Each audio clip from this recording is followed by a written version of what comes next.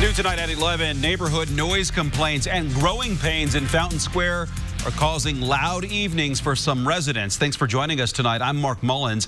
RTV6's Cameron Riddle is working for you, taking one woman's concerns to elected officials to see if anything can be done about noisy construction. Fountain Square is growing, and most people who live here will tell you that's good news to hear.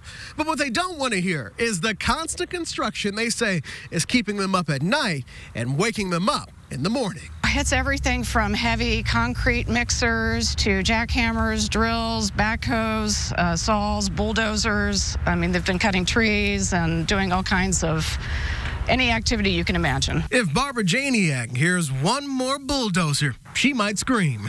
She says her once quiet Fountain Square neighborhood is now home to unwanted noise as construction crews build new homes up and down her street. Growth has become perpetual construction activities for greater than the past few years, to be honest. And lately, it's just reached an escalation point in terms of noise and the heavy construction vehicles that are coming up and down the streets and alleyways at all hours of the day, and there doesn't seem to be any end. Janiak says construction crews seem to work hardest when everyone else on the block has already returned home from a hard day's work in the evening.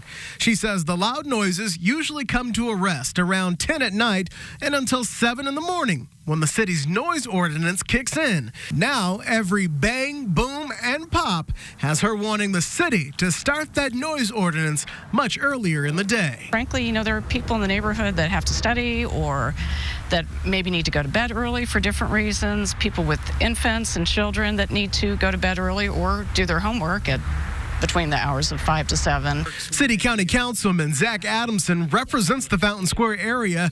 He says he is happy his district is booming with new life, but understands the growing pains can be uncomfortable. He says although it doesn't appear the construction crews are breaking any laws or rules, there is still something neighbors can do. I think the idea here is that we want everyone to try to be good neighbors to each other, and you can often get a lot more mileage out of just walking over and asking them, hey, you know, this is still a residential area. Could you be conscious of that and not start your hammering before 9 o'clock in the morning? Working for you in Indianapolis, Cameron Riddle, RTV6.